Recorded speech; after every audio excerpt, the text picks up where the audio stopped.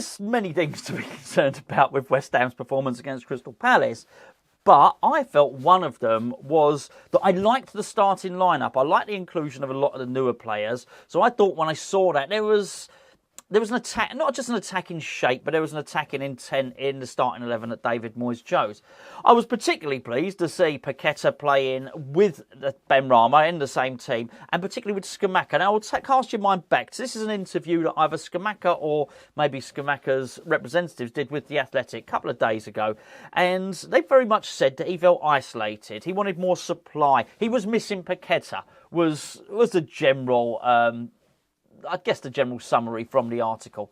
And so I was pleased about the selection against Crystal Palace. So Paqueta's there, Scamacca's there. We're gonna see the old Scamacca again. I realise the old Scamacca sounds ludicrous. He's only been here 5 minutes. But when I say the old Scamacca, when he first joined, think of his first couple of goals in the Europa League games. Sort of box in a box goals, the glancing header, the run across the back of the defence to flick it in to read the bottom, either from Soufal or Bowen. But really, really good.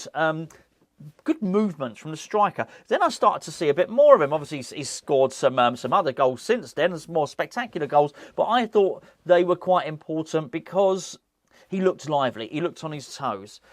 In subsequent games, following games, he started to drop deep, really link up the play really well, and started to look interested and really shoot. Sometimes shoot too much, but you couldn't accuse him of a lack of interest. Maybe he shot when he should have passed and stuff like that, but he was involved. It was clear he was involved in the game. So I was expecting him to be heavily involved in the Crystal Palace game and cause their defence problems. I was very, very surprised at what I saw.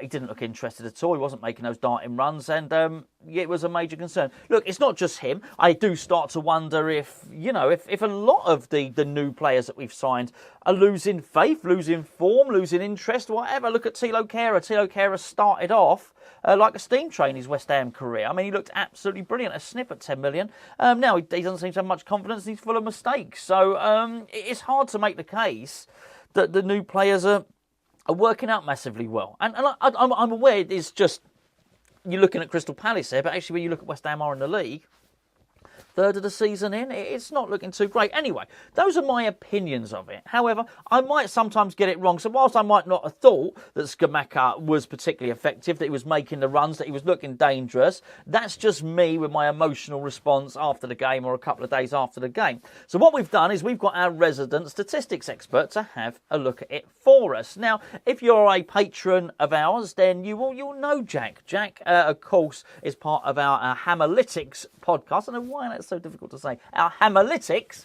podcast, which is available after every game that West Ham play, where it takes a more cerebral, a more scientific look at exactly what's happened. Not just when West Ham do badly, when West Ham do well, when anything's happened. This is his job. He is a football analyst, and we're very, very lucky to have him on Hammers Chat. So if you want to see a little bit more of Jack, well, a lot more of Jack, then please do join. It's patreon.com/Hammers Chat. The link is in the description below. Patreon is basically our third Hammers Chat channel, where you get a load of additional content. You get special guests, and I'm probably going to say, I'm going to say this now, we have a very, very special announcement coming up very soon for Patreon, which we're extremely excited about. I'm going to say no more than that. Anyway, don't worry about that. This next bit is free. What we're going to find out now is exactly what Jack and the Hammerlytics team think is up with Scamacca.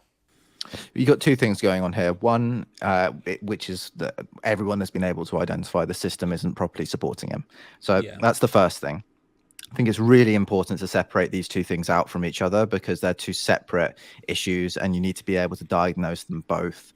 Not say that only one matters and the other one doesn't. It's not a debate over which is more important. They're both happening at the same time in this game particularly.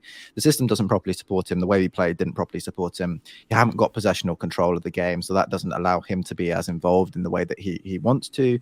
It often means that you're defending deep and then going very direct, and then that means that he's contesting long balls or direct balls with sometimes two centre backs. He doesn't necessarily have the hold up ability despite his frame to be able to keep hold of the ball. One of my big complaints with him this season is that even when he has held the ball up in situations, sometimes he holds it too long and play goes past him, and then he ends up in a situation where the midfielders have recovered. He's got defenders pushing up onto him, and then he can't get himself out. You know, the first thing's nice, maybe he dribbles past someone, but then it's like, okay, release the ball now. Don't hold on to it. In the Palace game, that didn't happen at all. He just didn't. The ball did not stick to him at all in the game. There were two instances where Bowen got down the right side and he dropped in, gave himself a couple of yards, and he could play the ball around the corner. Aside from that, the ball did not stick to him at all. So sorry, let me make sure I separate these things out. One, the system doesn't support him properly.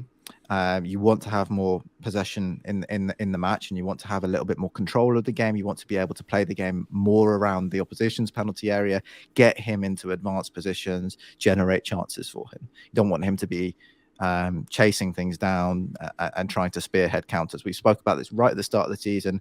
If you want someone to spearhead counters, if that's the way you're going to play Antonio, don't play Scamacca. It doesn't make sense to play Scamacca if that's the way that you're going to end up playing.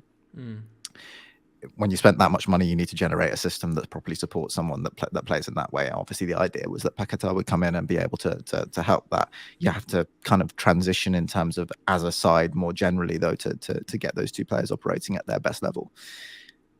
Completely on the other side of that is what I just said. The ball didn't stick to him in the game at all. That's his own issue. That's not a system issue. That's a performance level issue. He has to make the ball stick to him. Two, he didn't press. He pressed it for the first 5 minutes. He ran around a bit, and after that, he completely gave up. Didn't bother. That's not okay. That's not about, okay, I get a lot of responses when I talk about this saying, oh, one-man press means nothing. He's the first guy that goes and presses. So if he doesn't press, no one else is going to. That's how pressing works. He's the striker. So he's got to go, identify situations where, okay, I think I can go and make a pressure, call for that support, and get that support. If the support doesn't come, then we can talk about, okay, a one-man press isn't effective. Look at all this work Scamacca's doing. No one's helping, and this is a really big problem. But he's not doing the first thing. You're not going to get your right back coming up, running past everyone else to start the press. That comes from your striker. Well, I mean, Tio Kehrer does get a bit far forward for my liking. So, I mean, it's not unheard of for sure. Yeah, I see what you're saying. But you want your striker to inspire that pressure to come from other players. And at times in the game, particularly in the first half, you see Paquetá going and making pressure and Scamacca kind of going, oh, yeah, and then not doing anything. And then it's easy for Palace to play through. Rice did it a couple of times as well, run past Paquetá and Scamacca, look back at them and got, what are you doing? Come on. Let's execute some pressure on Palace here. So 2, he has to do that. And 3, basic. When your team are defending deep, put yourself in a position where you can release some pressure from the team. Far too regularly, he has stood in the middle of the pitch or where he was when the ball went past him, watching what's happening when the team is defending deep. And then we win the ball or someone blocks it or they get a tackle in and then there's a clearance and Scamacca's 40 yards away from where the ball's gone. And I understand that people say, well, you know, it's not okay if we're defending deep. That doesn't support him properly. But do the basics. Put the effort in to make something happen for yourself. It's not okay then to say, okay, well, the system doesn't work for me, so I'm not bothered. That's not a good response from any player, full stop. So there's 2 separate issues. Clearly, tactically, we need to have some development to be able to support him better. But he also needs to perform better on an individual level.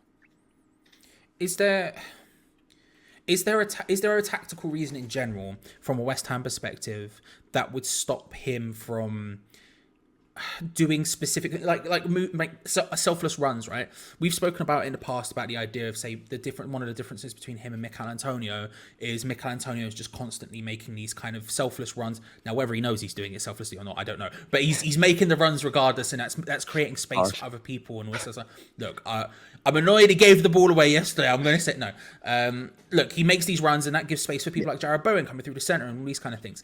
Is there a tactical reason from West Ham, or is it just something to do with the way he's playing? And again, I know it's difficult to sort of separate these two things out. Why he wouldn't be doing similar things. Now, I'm not expecting him to pick up the ball and run 40 yards with it. That's very clearly not his game. I mean, that's like asking Peter Crouch to start playing right back. It's like, it's not going to work. Like, it's obvious. You don't have to explain that bit. But like, what I'm trying to say basically is the fact he's not making those kind of runs, is the fact he's not moving around a lot in an attacking sense. Do you reckon that is tactical, or do you reckon that is something within him?